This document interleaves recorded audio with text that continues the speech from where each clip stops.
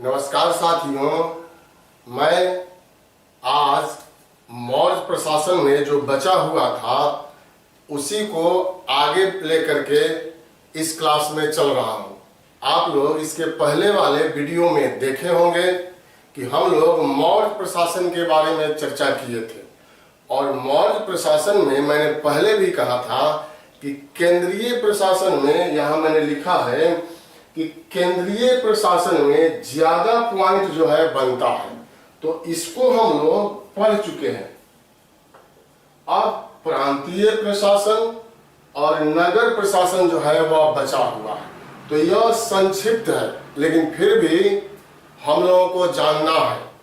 दूसरी बात मैं यह कहना चाहता हूं आप लोगों से कि आप ही लोगों का कमेंट आया है कि अंत में 5 नहीं लगभग 10 क्वेश्चन का डिस्कशन किया जाए, तो उसके लिए हम लोग 10 मिनट का समय बचाएंगे और 10 क्वेश्चन पर हम लोग प्रकाश डालेंगे, क्योंकि मेरा मकसद है कि आप लोग जो चैप्टर यहाँ पढ़ रहे हैं या इसके पहले जो पढ़े हैं उसमें से महत्वपूर्ण जो भी क्वेश्चन है वह सब याद हो जाए।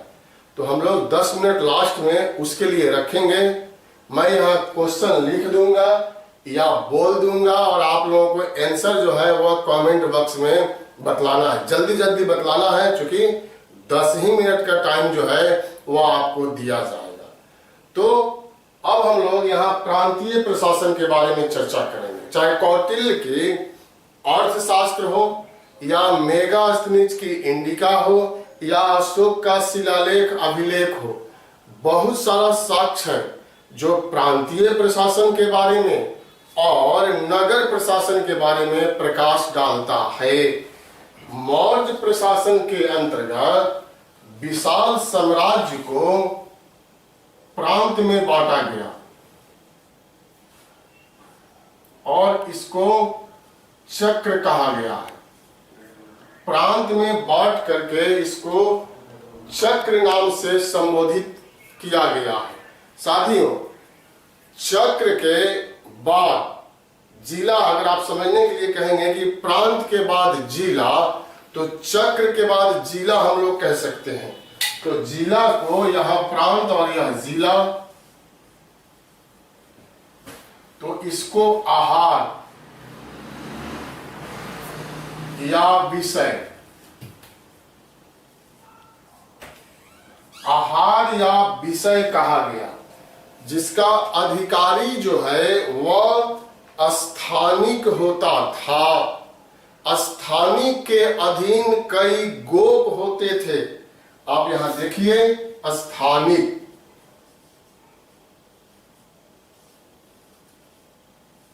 इस स्थानिक के अधीन कई गोप होते थे और गोप के अधीन कई गांव होता था।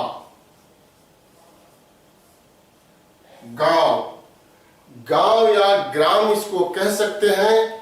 गांव प्रशासन की सबसे छोटी इकाई थी और इसी रूप में मौर्य प्रशासन को विभाजित जो है वह किया गया है।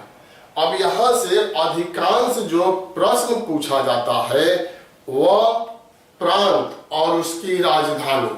अब आप देखिए, चंद्रगुप्त मौर्य जो थे उन्होंने अपने साम्राज्य को 4 प्रांत में विभाजित किया था। यह 4 प्रांत मैंने लिखा है और अशोक आते हैं तो एक और प्रांत को इसमें जोड़ देते हैं।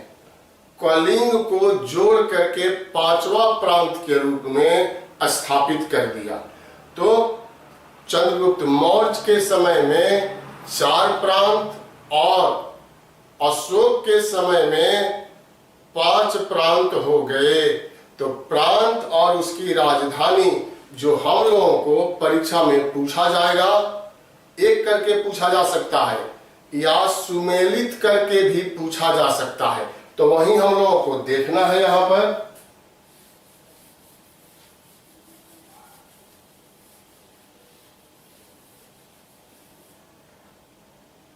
मैं एक तरफ लिख रहा हूं यहां प्रांत,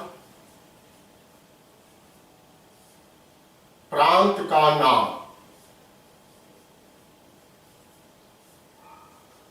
दूसरी तरफ राजधानी।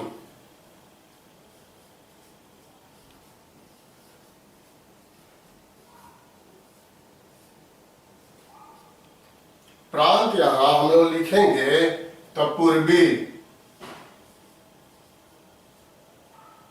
या प्राच्य, पूर्वी या प्राच्य कहते हैं। दूसरा, अगर हम लोग प्रांत की यहां पर चर्चा करें, अवंती,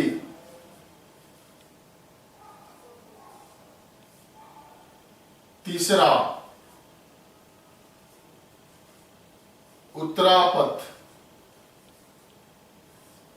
चौथा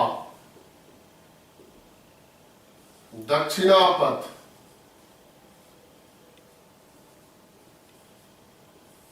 तो यह चार जो थे यह चंद्रगुप्त मौर्य के समय में थे। आप जो यहां पर चार देख रहे हैं, और अशोक इसमें कलिंग को जीत करके मिला लेते हैं। जैसे आप पांचवा यहां पर लिखेंगे तो कलिंग, यही पांच जो है वह प्रांत हो गया और इसकी राजधानी। यही हम लोगों को सुमेल करने के लिए दिया जा सकता है, या वैसे ही पूछा जा सकता है। पूर्वी या प्राच्य की राजधानी पाटलिपुत्र, पाटलिपुत्र था। अवंती की राजधानी उज्जैन, उज्जैनी भी इसको कहते हैं। उत्तरापथ की राजधानी तक्षशिला,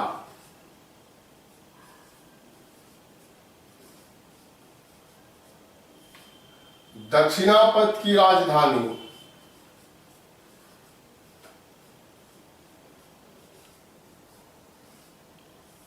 सुवर्णगिरी, कलिंग की राजधानी तोसली,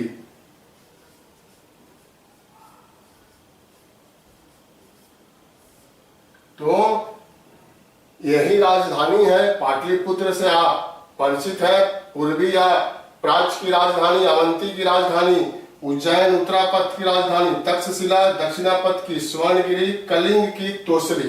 तो सबसे पहले हम लोगों को जो याद रखना है वह तोसली याद रखना है। यह कलिंग की राजधानी थी।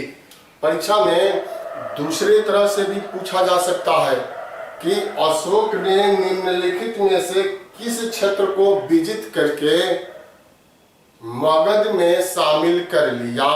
तो आप जानते हैं कि कलिंग को जीता था, और कलिंग का युद्ध जो है वह 261 ईसा पूर्व में हुआ था। तो आप इसका स्क्रीनशॉट भी ले सकते हैं। एक तरफ प्रांत का नाम है और दूसरी तरफ राजधानी का नाम है। यही साथियों प्रांतीय शासन के अंतर्गत मौर्य प्रशासन में हम लोग पढ़ते हैं। और इसके बाद जो है यहाँ पर बचा हुआ है वह है नगर प्रशासन। तो स्क्रीनशॉट आप ले लिए होंगे, और अब हम लोग नगर प्रशासन की चर्चा जो है वह करेंगे। मौर्य प्रशासन जो हम लोग पढ़ रहे हैं, तो अगर आपका विषय इतिहास रहा होगा ऑप्शनल पेपर, तो उसमें मौर्य प्रशासन से क्वेश्चन बार बार पूछा जाता है। जैसे पूछा गया है कि मौर्य प्रशासन एक केंद्रीकृत प्रशासन था, समीक्षा कीजिए। तो यह एक केंद्रीकृत प्रशासन था, लेकिन जब समीक्षा करने के लिए बात आ जाएगी या उसमें जोड़ देगा कि क्या इसमें कुछ जन कल्याणकारी भावना भी शामिल था, तो जन कल्याणकारी भावना भी शामिल था। दूसरा, सीधे सीधे क्वेश्चन पूछा जाता है, कौटिल्य के अर्थशास्त्र और मेगास्थनीज के इंडिका के आधार पर मौर्य प्रशासन का वर्णन कीजिए। तीसरा क्या क्वेश्चन पूछा जा सकता है कि मौर्य प्रशासन की मुख्य विशेषताओं का उल्लेख कीजिए। तो यह हम लोग का प्रांतीय प्रशासन है और इसके बाद हम लोग अंतिम यह चर्चा करेंगे और यह होगा हम लोगों का नगर प्रशासन।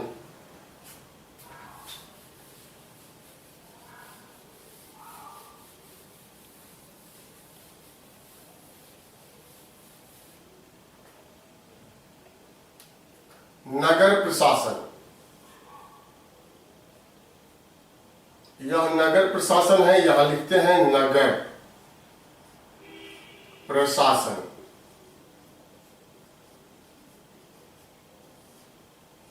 हम लोगों ने चर्चा किया था कि मौर्य प्रशासन एकमात्र ऐसा प्रशासन है जो 3 भागों में बटा हुआ है, जबकि अन्य प्रशासन 2 ही भाग में बटे हुए हैं। किसी भी वंश में आप पढ़ेंगे तो नगर प्रशासन इसकी मुख्य विशेषताओं में हम लोग शामिल कर सकते हैं। और यहाँ से जो प्रश्न पूछा जाता है वह आसान है, मैंने पहले भी चर्चा किया है और यहाँ दोहराया जा रहा है आपको, क्योंकि वह चर्चा दूसरे संदर्भ में किया गया, यहाँ पर तो चर्चा करना अनिवार्य है। मौर्य के नगर प्रशासन, यहाँ पर अर्थशास्त्र नगर के अधिकारी को नागरक कहता है। नागरक, यह अर्थशास्त्र में लिखा हुआ है कि नगर का सबसे प्रमुख अधिकारी नागरक होता था। लेकिन इस नगर प्रशासन की अगर हम लोग चर्चा करें तो सबसे विस्तार पूर्वक उल्लेख जो किया गया है वह इंडिका में किया गया है।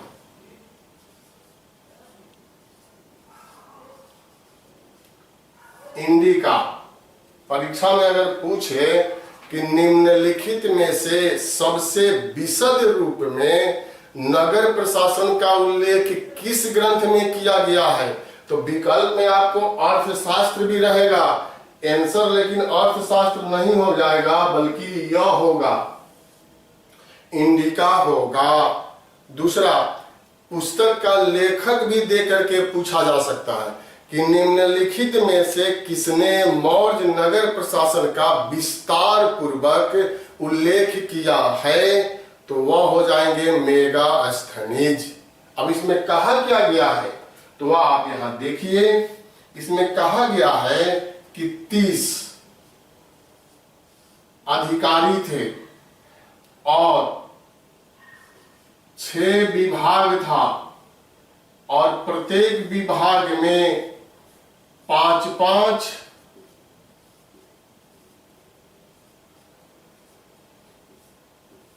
इस 6 विभाग में 5-5 अधिकारी होते थे, तो 6-5 30 अर्थात 30 अधिकारियों के माध्यम से 6 विभाग के माध्यम से नगर प्रशासन का कार्य संपन्न किया जाता था।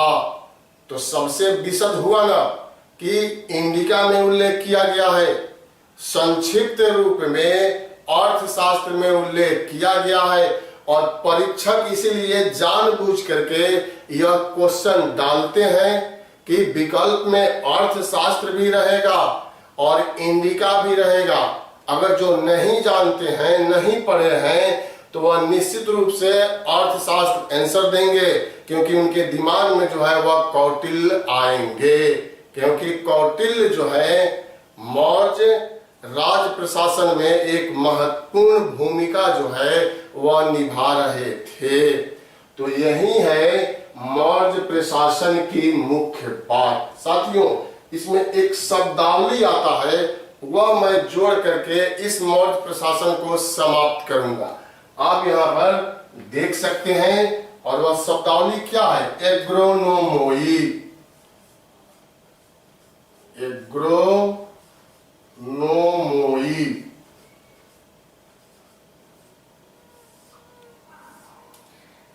मेगास्थनीज ने ही वर्णन किया है कि मौर्य प्रशासन में एग्रोनोमोई नामक अधिकारी भी रहता था।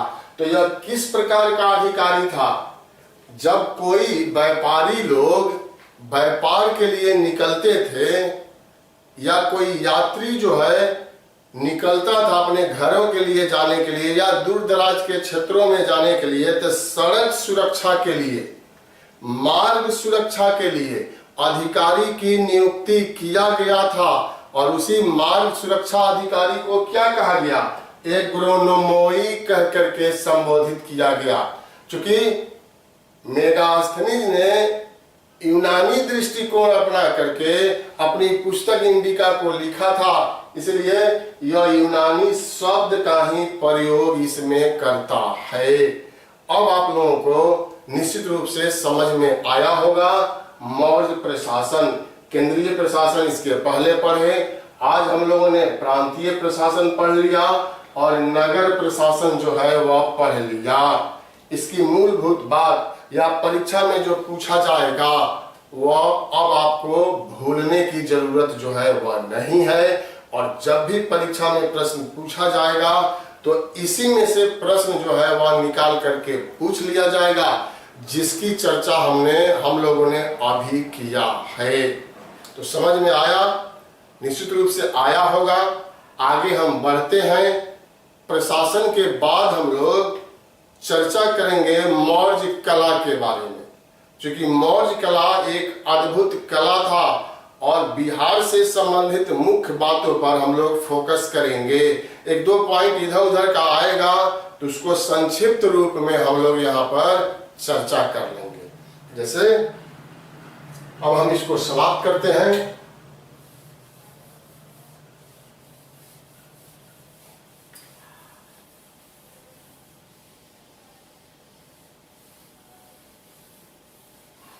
साथियों, मौर्य प्रशासन अब हम लोग पढ़ेंगे, और मौर्य प्रशासन जो है ना, बीपीएससी का जो सिलेबस आपके पास होगा तो जीएस का पेपर जो है फर्स्ट पेपर और उसका भाग 1, उसमें इतिहास से संबंधित प्रश्न पूछा जाता है और उस इतिहास में बिहार के इतिहास पर ज्यादा फोकस किया जाता है। उसी में सिलेबस में मौर्य कला, पाल कला और पटना कलम शामिल किया गया है। तो आप अच्छे से अगर यहाँ पढ़ लेंगे मौर्य कला तो यही बात आप जा करके मुख्य परीक्षा में भी लिख सकते हैं। जैसे अभी मैं आपको बताऊंगा तो बिल्कुल आसान लगेगा और यही पढ़ा हुआ आपको मुख्य परीक्षा में भी काम दे देगा। तो शुरुआत करते हैं हम लोग मौर्य कला से। देखिए यहां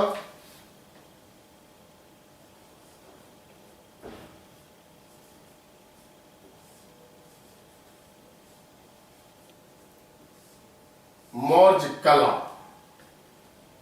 कला के क्षेत्र में हम लोगों का भारत देश हड़प्पा सभ्यता से ही समृद्ध माना गया है, विश्व के संदर्भ में माना गया है।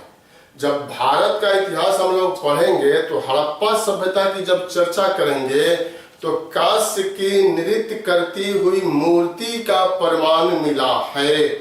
कला का अद्भुत नमूना है वह। और उस समय मतलब 2350 ईसा पूर्व या 2300 ईसा पूर्व की यह बात है कि भारतीय कलाकार जो है विश्व में अपनी धाक जमाए हुए थे।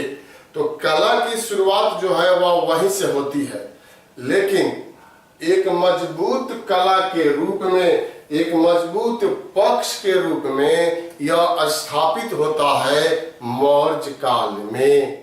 क्योंकि मौर्यों ने इसको संरक्षण दिया था व्यापक रूप में, इसीलिए इसका नाम जो है वह मौर्य कला पड़ गया। क्योंकि मौर्य काल के समय में यह कला विकसित हुई, समृद्ध हुई और अपनी प्रभाव छोड़ा, और इसी को आधार बना करके गुप्त वंश के शासकों ने भी कला के क्षेत्र में चरम उत्कर्ष को प्राप्त किया। इसीलिए इसको मौर्य कला के नाम से जानते हैं। अब यहाँ पर आप देख रहे हैं मौर्य कला, तो अध्ययन के सुविधा के लिए हम लोग को पढ़ना है। अध्ययन के सुविधा के लिए इसको हम लोग 2 भागों में बांट सकते हैं। वह भाग कौन होगा आप यहां देखिए। राजकीय कला,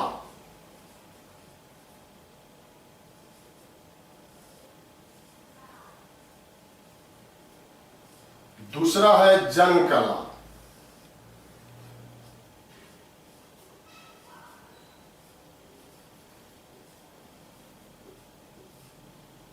जन कला और राजकीय कला, यह शब्द से ही पता चलता है।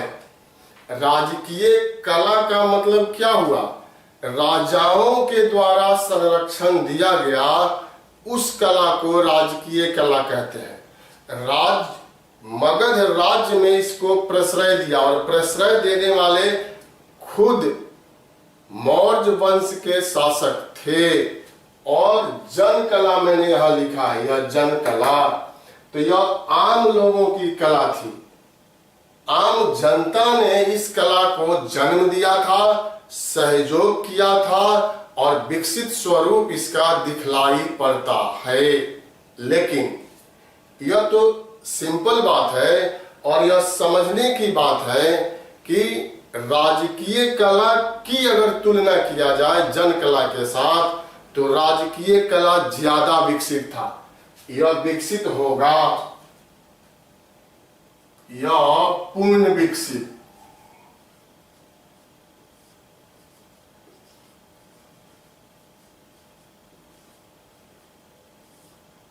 पूर्ण विकसित था।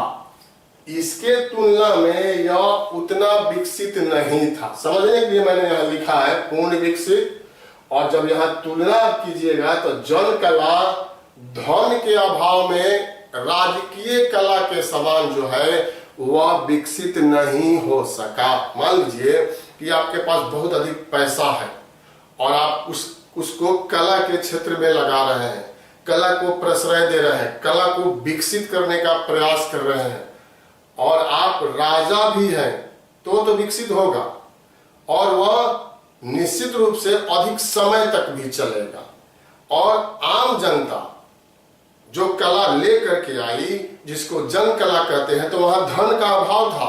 अब राजा के साथ प्रजा की तुलना कभी नहीं हो सकती है। इसीलिए समृद्धि की बात अगर करें तो इसके तुलना में यह कम विकसित था या कम समृद्ध था। समझ में बात आया होगा। अब जो है यहाँ पर हम लोग क्या क्या शामिल कर सकते हैं वह देखना है। राजकीय कला के अंतर्गत क्या शामिल करेंगे? तो राजप्रसाद,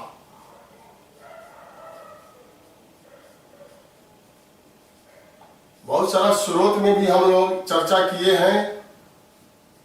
शिलालेख,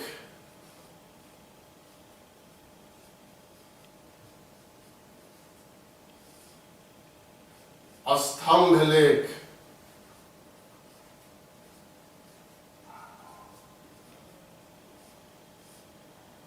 गुहा लेख,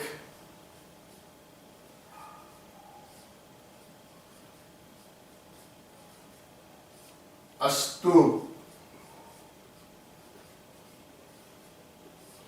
चैत्य भी इसमें लिखा जाता है, लेकिन इस चैत्य का प्रमाण जो है बिहार से नहीं मिला है।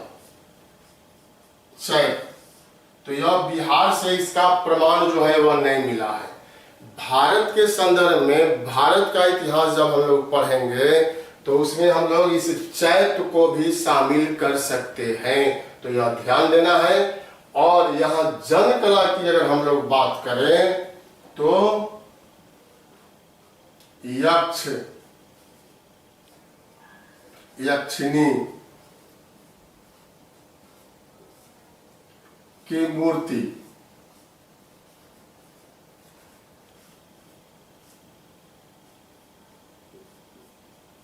जैन धर्म या जैन मूर्ति,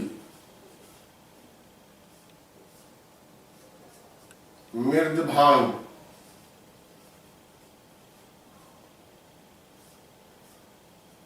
तो यह जो है वह जन कला के अंतर्गत हम लोगों को साक्ष्य के रूप में प्राप्त हुआ है। तो यहां भी राजकीय कला के बारे में ज्यादा उल्लेख करना है और जन कला के बारे में हम लोगों को संक्षिप्त जो है वह उल्लेख करना है। अब इतना तो आप समझ गए। यहाँ पर मैंने सारणी बना दिया है, स्क्रीनशॉट भी आप चाहें तो ले सकते हैं। अब इसी का एक एक करके हम लोग उल्लेख जो है वह कर लेंगे। शुरुआत हम लोग यहां से कर रहे हैं। जैसे राजप्रसाद, यह राजप्रसाद जो है यह पटना के कहां, कुम्हरार, पटना के कुम्हरार में स्थित है। आज भी कुम्हरार संग्रहालय में मौर्य वंश के अवशेष, कला से संबंधित अवशेष, राजप्रसाद से संबंधित अवशेष सुरक्षित है और उसको देखा जा सकता है। तो पूछ दे परीक्षा में कि चंद्रगुप्त मौर्य ने राजप्रसाद का निर्माण कहां कराया, तो क्या जवाब होगा? तो जवाब हम लोगों का होगा कुम्हरार। और यह कुम्हरार है कहां? तो यह पटना में स्थित है। दूसरा प्रश्न, यह किस चीज का बना हुआ था? जो बीपीएससी में पूछा गया है, क्वेश्चन बैंक होगा तो आप देखिएगा बीपीएससी की परीक्षा में पूछ दिया गया है कि यह राजप्रसाद किसका बना हुआ था। तो जवाब हम लोगों को क्या देना है? लकड़ी, लकड़ी का बना हुआ था, काष्ठ का यह बना हुआ था। ईंट का भी प्रयोग था, लेकिन बहुतायत संख्या में लकड़ी का प्रयोग जो है वह कर दिया गया था। तो यह याद रखिएगा, यह राजप्रसाद, राजमहल जो है किसका बना? तो लकड़ी का। यह कितने स्तंभों पर बना हुआ है? बना हुआ था। 80 स्तंभ का प्रमाण मिला है, 80 स्तंभ। आज भी यह स्तंभ अब तो टूट फूट गया है, लेकिन फिर भी यह स्तंभ जो है कुम्हरार संग्रहालय में आपको देखने के लिए निश्चित रूप से मिल जाएगा। इस राजप्रसाद की तुलना ईरान की राजधानी पर्सिपोलिस, ईरान की जो प्राचीन राजधानी थी वह थी पर्सिपोलिस। यहां लिख रहे हैं पर्सिपोलिस।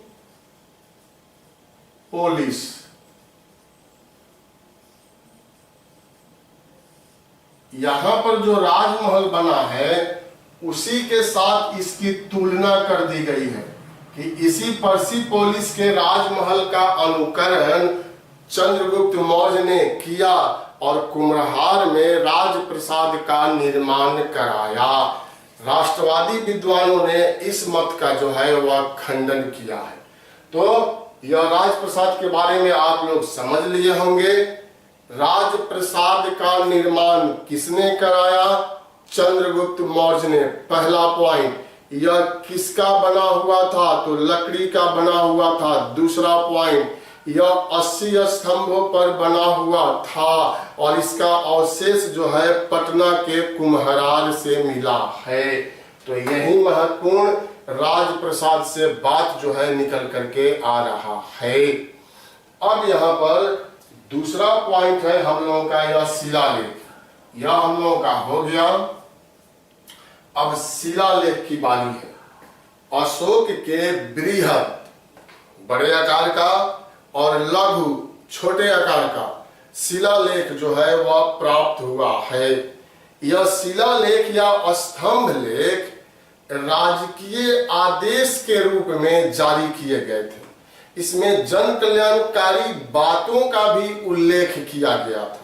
इन शिलालेखों से, स्तंभ लेखों से उस समय के सामाजिक, राजनीतिक, धार्मिक जीवन के बारे में तो चर्चा मिल ही जाती है, साथ ही साथ मौर्य साम्राज्य का भी निर्धारण होता है।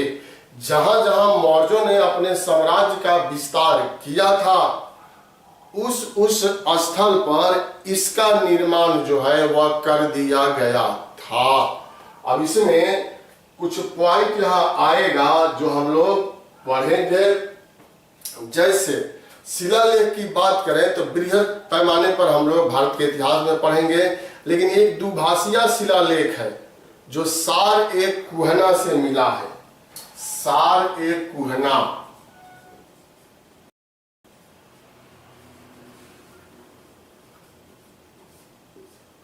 अफगानिस्तान का क्षेत्र है।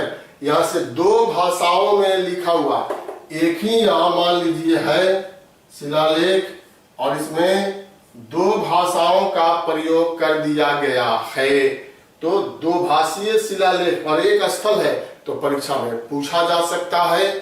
अशोक के शिलालेख जो हैं, जैसे प्रथम शिलालेख अगर मैं यहां पर लिखूं तो प्रथम शिलालेख,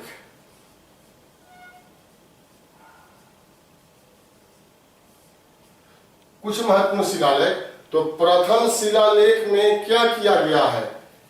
पशु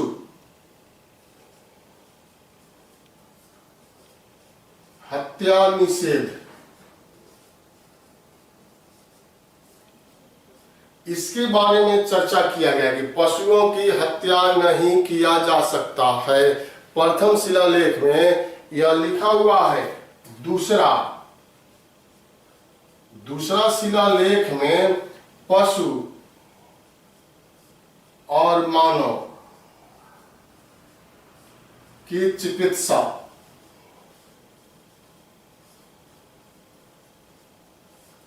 इसका उल्लेख कर दिया गया है कि मानव की तो चिकित्सा का कार्य करना ही है, पशुओं का भी करना है। पांचवा महत्वपूर्ण है, पांचवा शिलालेख धम्म महामात्र की नियुक्ति।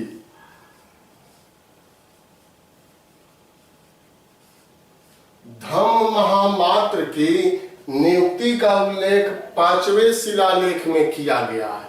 अब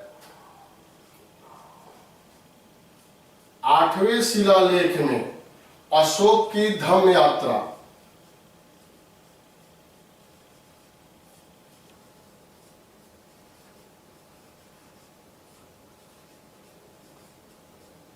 हम लोगों ने चर्चा किया था कि अशोक प्रत्येक 5वें वर्ष में धर्म की यात्रा पर निकलते थे और इसका उल्लेख किस शिलालेख में किया गया है? तो 8वें शिलालेख में किया गया है। साथियों, 13वां जो है वह सबसे महत्वपूर्ण है। यह 13वां शिलालेख, 13वां शिलालेख में किसका वर्णन है? चर्चा हम लोग इसके पिछले वाले वीडियो में किए थे, कलिंग युद्ध। कलिंग युद्ध और किसका उल्लेख है 13वें शिलालेख में? हृदय परिवर्तन।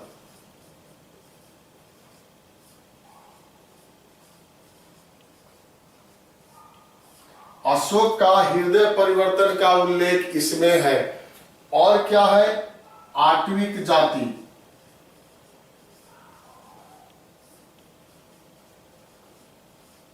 आत्विक जाति को चेतावनी देने का संदेश भी 13वें शिलालेख में अशोक के द्वारा किया गया है। तो 13वां शिलालेख काफी महत्वपूर्ण है। साथियों, जैसे आप भारत का संविधान पढ़ते हैं तो संविधान संशोधन की बात आती है, तो वह पढ़ाया जाता है, तो बताया जाता है कि 42वां संविधान संशोधन सबसे महत्वपूर्ण संशोधन है और इससे बार बार परीक्षा में पूछा जाता है। तो उसी तरह से शिलालेख की बात करेंगे तो सबसे पहले हम लोग 13वां शिलालेख जो है वह याद रखेंगे। अब दो पृथक शिलालेख मिला है कलिंग से, जिसको प्रथम पृथक कलिंग शिलालेख या द्वितीय पृथक शिलालेख कहते हैं। इसको 15वां और 16वां शिलालेख भी कहते हैं।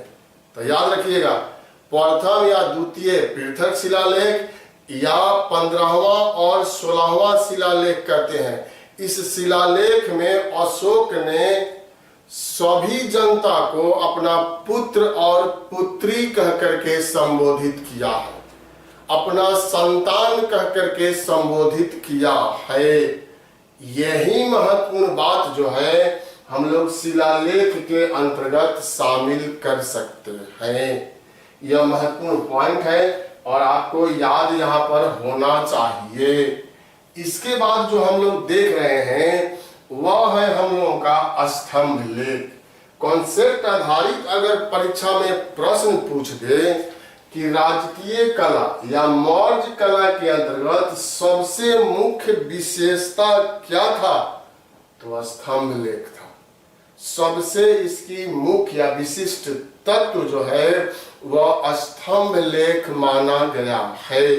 देखिए, अशोक ने स्तंभों का निर्माण कराया। जैसे आप यहाँ देख रहे हैं, यह तो अशोक का स्तंभ जो है यह आधार पर जो है वह चौड़े है। जैसे ऐसे हम लोग यहां देख सकते हैं, और ऊपर जाते हुए यह शीर्ष इसका पतला होते जाता है। तो इस तरह से इसका निर्माण जो है वह कराया गया था। गोलाकार का है, लेकिन आधार जो है वह चौड़ा है, और शीर्ष की तरफ जैसे जैसे हम लोग आगे बढ़ते हैं यह पतला होते जाता है। इस स्तंभ लेख में किसी भी प्रकार का जोड़ जो है वह नहीं है। यह अंदर से बिल्कुल ही सॉलिड है, अंदर से बिल्कुल सॉलिड है, और यह चुनार के बलुआ पत्थर से इसको निर्मित किया गया है। परीक्षा पूछ दे कहां से, तो चुनार के बलुआ पत्थर से इसको निर्मित किया गया है। इसकी चमक, इसकी पॉलिश आज भी ज्यों का त्यों बरकरार है। आप देखेंगे तो उसी तरह से पॉलिश जो है, जिस समय इसका निर्माण किया गया था अशोक के समय में, वह पॉलिश आज भी बरकरार दिखलाई पड़ता है। अब शेष की तरफ यहाँ हम लोग आगे बढ़ते हैं, यहाँ तो यहाँ पर अवांगमुखी कमल बनाया गया है। अवांगमुखी कमल कहते हैं।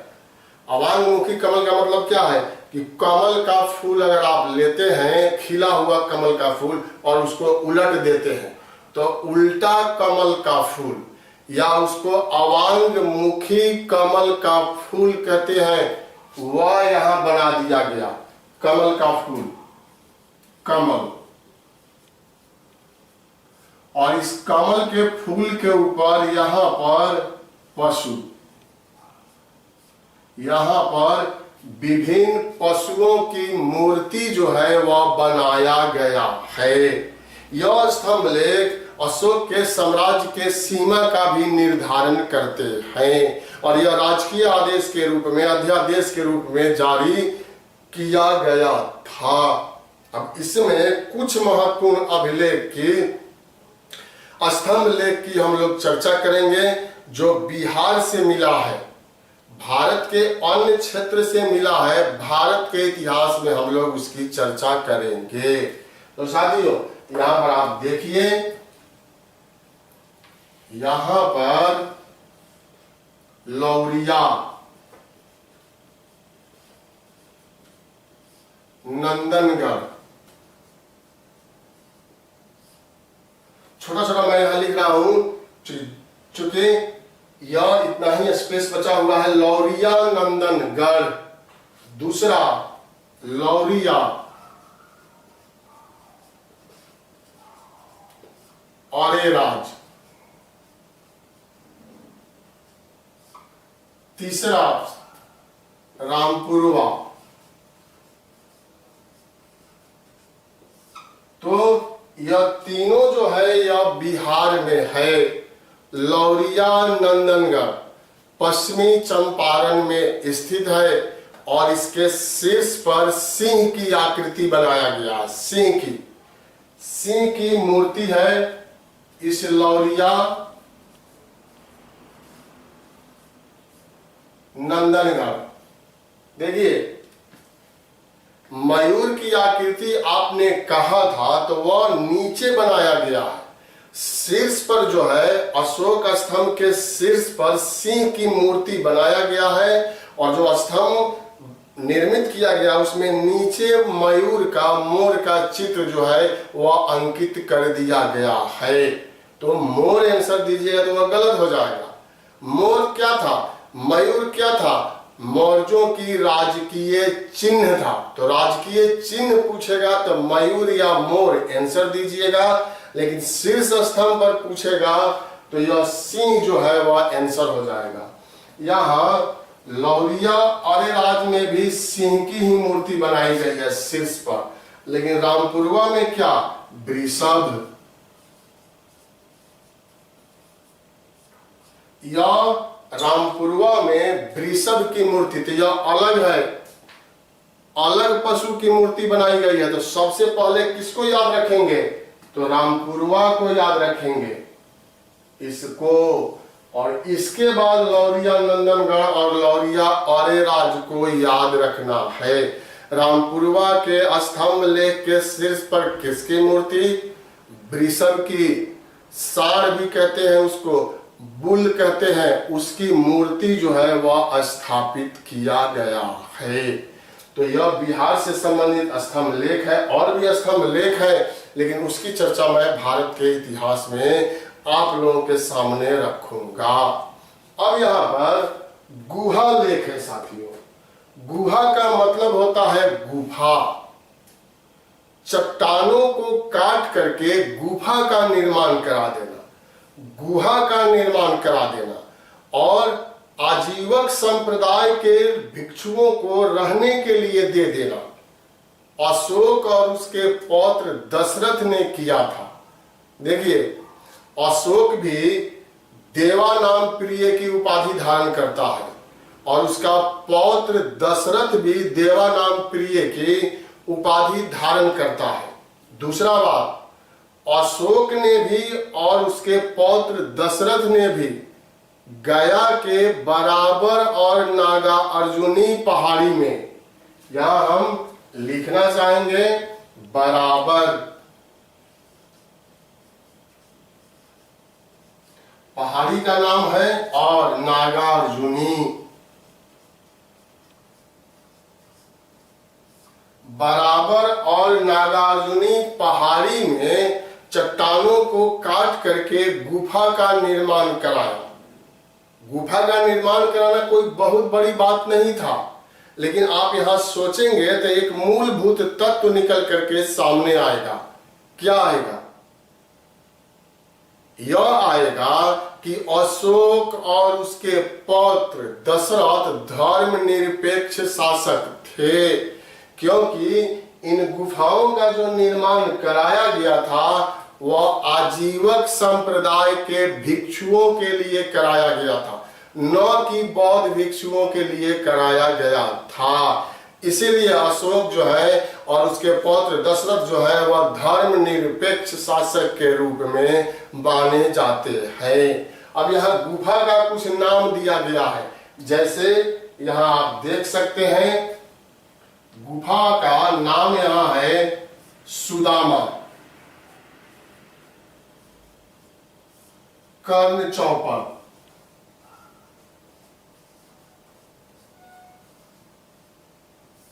लोमश ऋषि,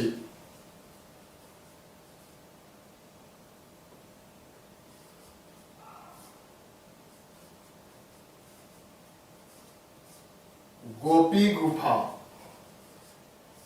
तो यह कुछ प्रमुख गुफा है जिसका नामकरण किया गया है।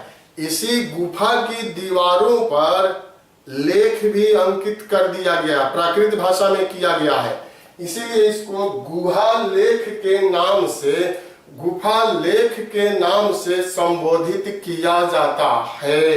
तो साथियों, यह गुहा लेख से संबंधित यहाँ पर बात हो गया। अंतिम है यहाँ पर स्तूप।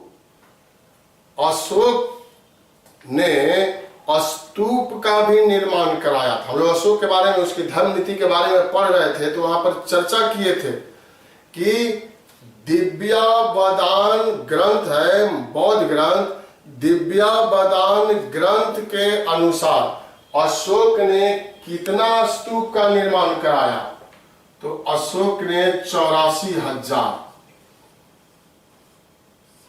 यह 84,000 स्तूप का निर्माण कराया था, जिसको पुष्यमित्र शुंग ने नष्ट कर दिया।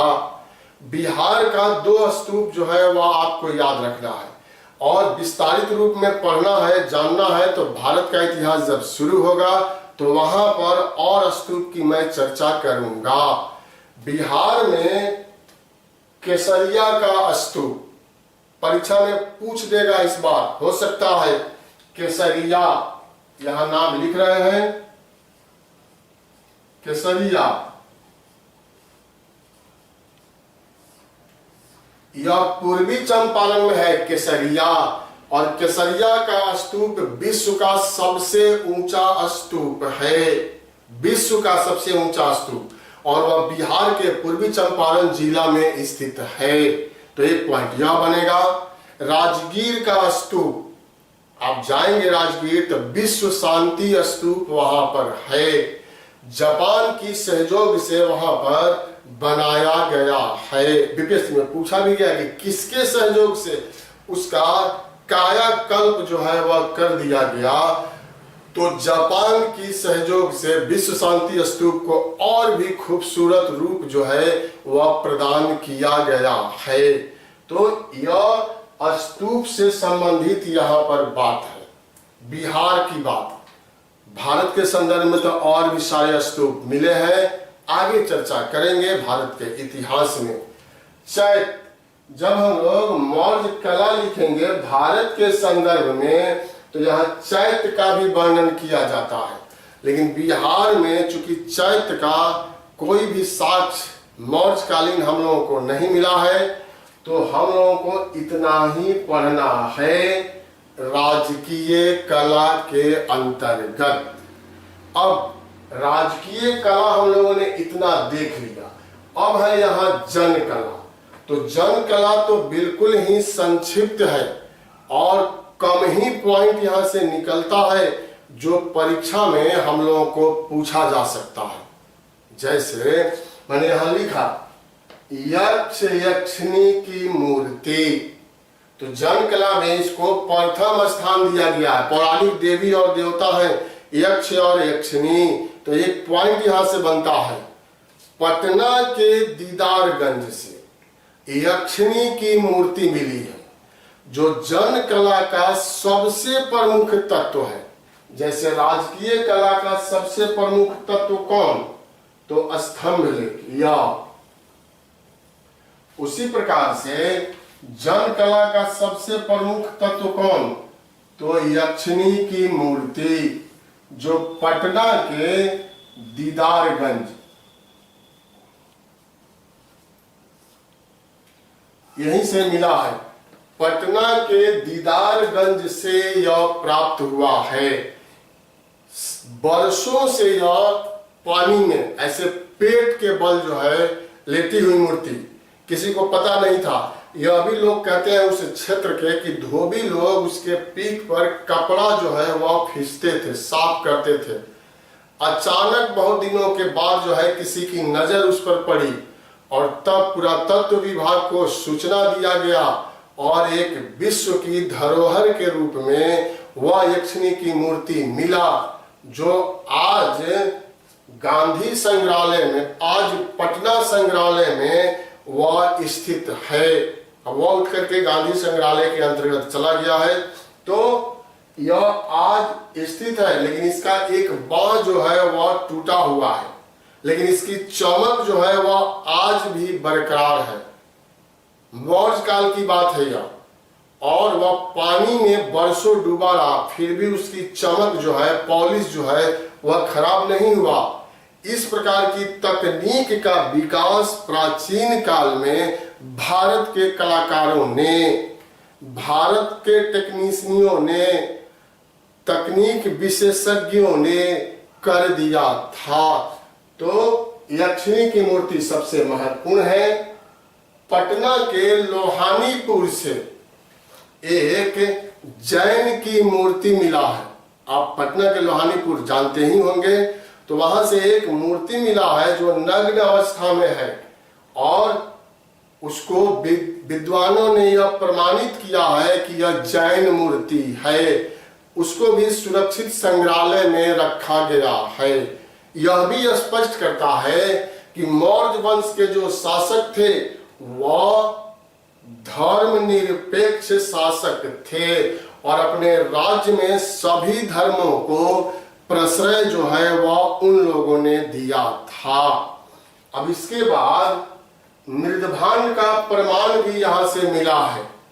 मिट्टी का बर्तन, उसकी भी चमक जो है अद्भुत रूप से आज भी दिखलाई पड़ता है। तो हम कह सकते हैं कि हड़प्पा सभ्यता से जिस कला की शुरुआत हुई वह कला मौर्य काल में आकर के बहुत ही समृद्ध हुआ और इसी आधार पर या इसी को आधार बना करके गुप्तों ने कला के क्षेत्र में इतना अधिक विकास कर लिया कि गुप्त काल को विद्वानों ने स्वर्ण काल की भी संज्ञा दे दिया है। तो हम लोग क्या कह सकते हैं कि मौर्य कला ने वह आधार प्रदान कर दिया जिस पर गुप्त शासकों ने कला रूपी एक विशाल महल को खड़ा किया और उसके लिए गुप्तों को या गुप्तों के काल को स्वर्ण काल की संज्ञा दिया गया है। तो यही साथियों मौर्य कला से संबंधित बात है। स्क्रीनशॉट आप इसका ले सकते हैं। मैंने इसमें सब बात जो है रखने का प्रयास किया है और यहाँ से आपको परीक्षा में अगर प्रश्न पूछता है तो निश्चित रूप से आप इसको बना सकते हैं। बना ही नहीं सकते हैं बल्कि सही बना करके परीक्षा हॉल से वापस जो है वह आ सकते हैं।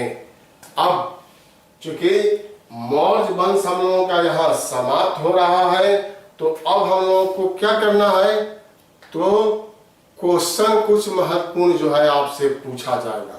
स्क्रीनशॉट अगर आप लोग ले लिए होंगे तो मैं इसको मिटाऊंगा और अब क्वेश्चन की बारी है। आप ही लोगों का कहना है कि कम से कम 8-10 क्वेश्चन जो है उस पर डिस्कशन करा दिया जाए ताकि हम लोगों को याद हो जाए। तो मैं 8-10 क्वेश्चन आप लोगों से पूछता हूं। इसमें अशोक से संबंधित जो हम लोग पढ़े हैं उसके बारे में क्वेश्चन मैं पूछूंगा। यह जो आप पढ़े मौर्य कला, तो अगला जो वीडियो आएगा उसमें इससे संबंधित प्रश्न जो है वह पूछा जाएगा। तो साथियों अब हम लोग प्रश्न के लिए तैयार हो जाएं।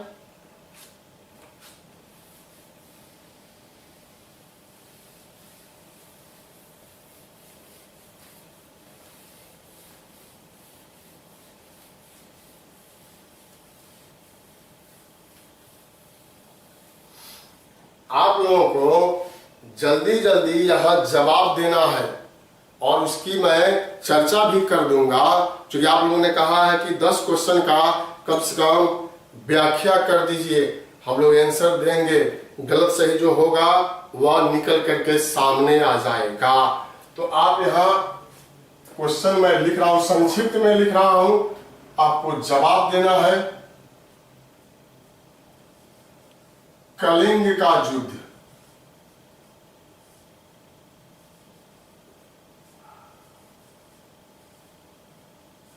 कब, बताना है कब हुआ था कलिंग का युद्ध। पहला पॉइंट है यह। दूसरा, अशोक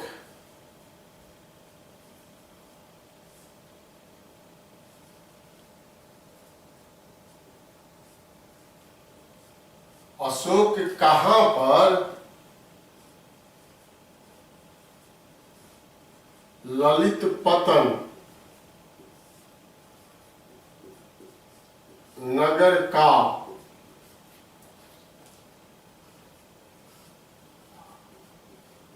निर्माण कराया। आपको जवाब देना है। तीसरा,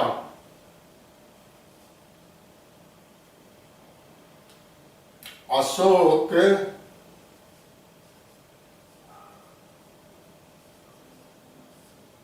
ने किसे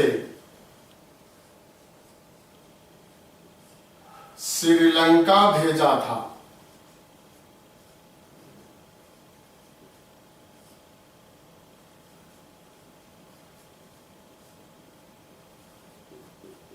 जवाब आप आप लोग दीजिए, जल्दी जल्दी यहाँ जवाब देना है।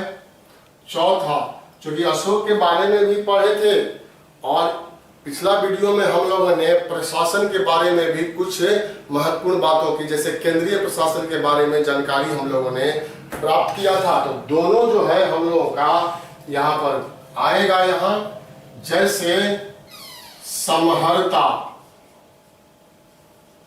समहर्ता किस प्रकार का अधिकारी था, यह परीक्षा में पूछा जाता है, इसलिए मैं यहां पर इसको शामिल कर रहा हूं। पांचवा, सर्वप्रथम साप्तांग सिद्धांत,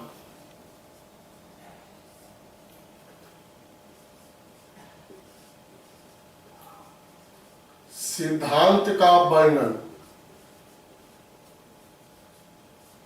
किस ग्रंथ में किया गया है। छठा,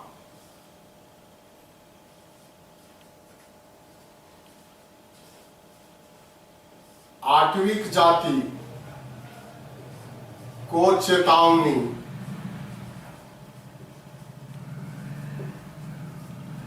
अशोक ने आटविक जाति को चेतावनी किस शिलालेख में दिया है, अभिलेख में दिया है, तो यह आपको यहां पर बतलाना है। सातवां, राज तरंगिणी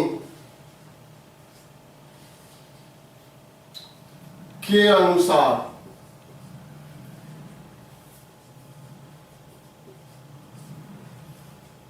अशोक प्रारंभ में किस धर्म का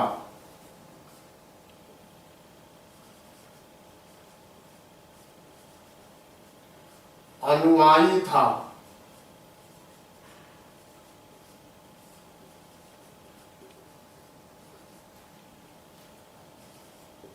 गुढ़ पुरुष किसको कहा गया,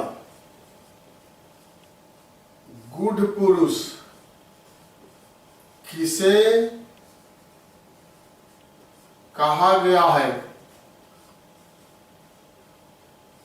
यह आपको बतलाना है। प्रशासन से संबंधित जो है वह बात है। नौवा,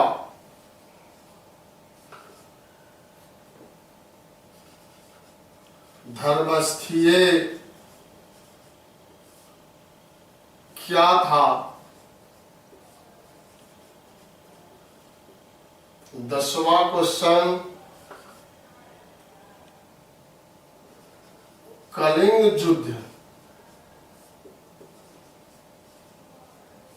के समय कलिंग का शासक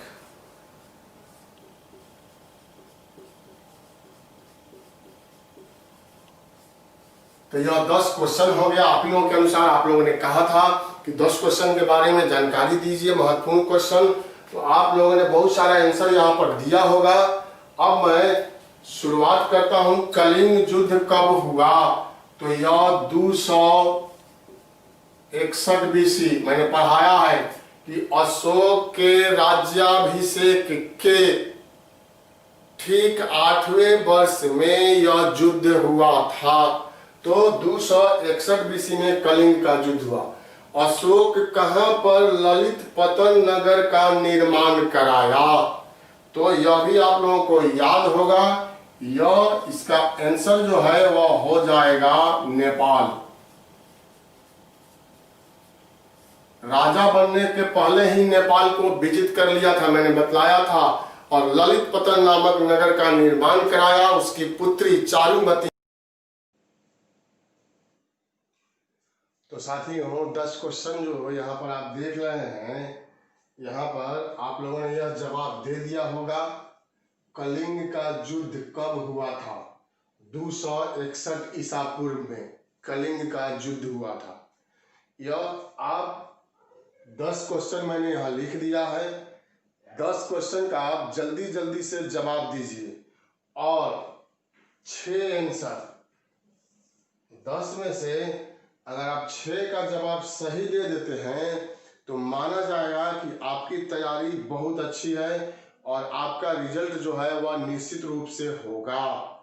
क्योंकि 60% यहाँ आप बना देते हैं एक बार पढ़ने के बाद, तो 150 में 90 क्वेश्चन आपका सही हो जाएगा और 10 क्वेश्चन के लिए और प्रयास करना है।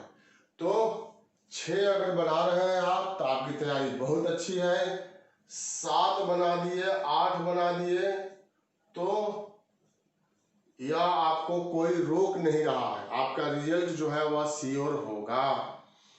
दूसरा मैंने लिखा है अशोक कहां पर ललित पतन नगर का निर्माण कराया। तो यहां मैंने आंसर लिख दिया है नेपाल, और आप लोगों को पता भी होगा, जो हम लोग क्लास किए थे उसमें इसकी चर्चा हम लोग किए थे, मंदिर का भी और नगर का भी। तीसरा क्वेश्चन मैंने लिखा है अशोक ने किसे श्रीलंका भेजा। हम लोग पढ़े थे तो चर्चा किए थे कि बौद्ध धर्म के प्रचार प्रसार के लिए बोधि वृक्ष के साथ अशोक ने अपने पुत्र और पुत्री को श्रीलंका भेजा था। तो उसी का नाम बतलाना है। यह यहां पर महेंद्र और संघमित्रा,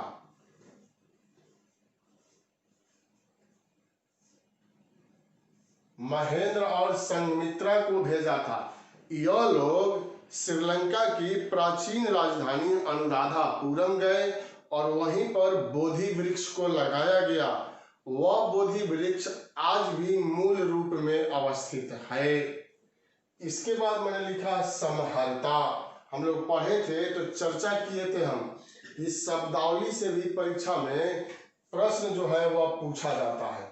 तो यहाँ पर समहर्ता का अर्थ क्या हुआ, मौर्य प्रशासन में आप लोगों ने पढ़ा है समहर्ता का अर्थ, तो राजस्व अधिकारी, राजस्व अधिकारी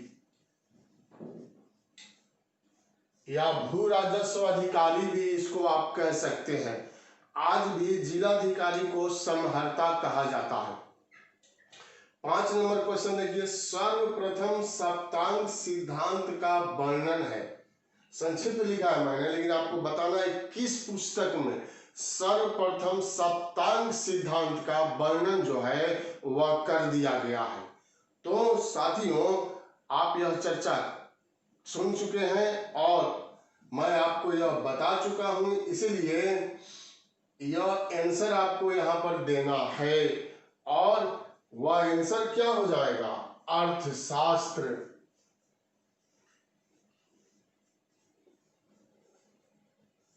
यह आंसर होगा अर्थशास्त्र।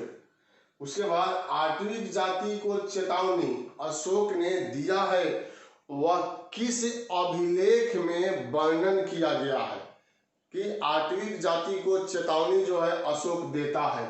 तो आप यहां जवाब दीजिए, आटविक जाति तो 13वां शिलालेख, शिलालेख। आप लोग इसका 7, 8, 9, 10 का भी आप जवाब दीजिए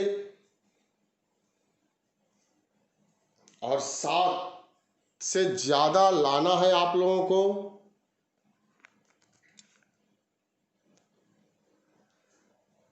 7 से ज्यादा आ जाता है, एक्सीलेंट में आप आएंगे।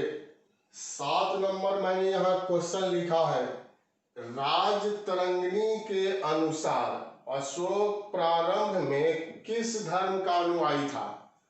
राजतरंगिणी पुस्तक का लेखक तो आप लोग जानते ही होंगे, कल्हण थे, कश्मीरी कवि थे कल्हण, और उन्होंने राजतरंगिणी नामक ग्रंथ की रचना किया था।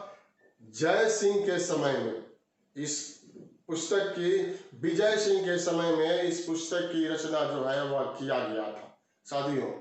और इस ग्रंथ में कहा गया है कि अशोक जो है प्रारंभ में शैव धर्म का अनुयायी था।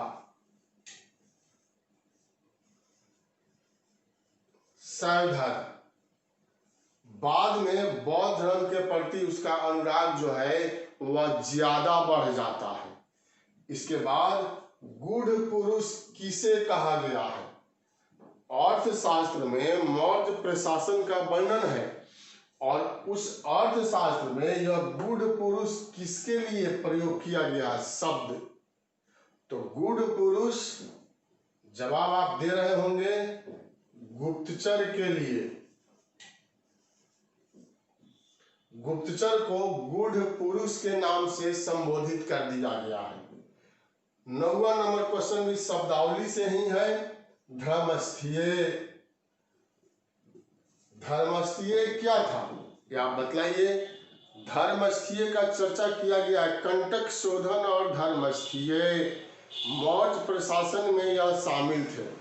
न्याय एवं दंड व्यवस्था के अंग थे। तो धर्मस्थीय दीवानी न्यायालय को कहा गया है। दीवानी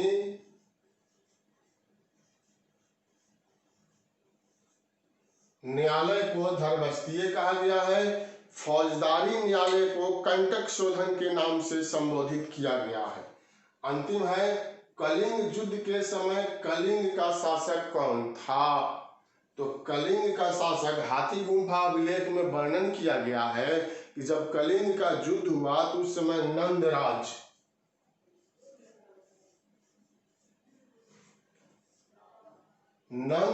शासक थे।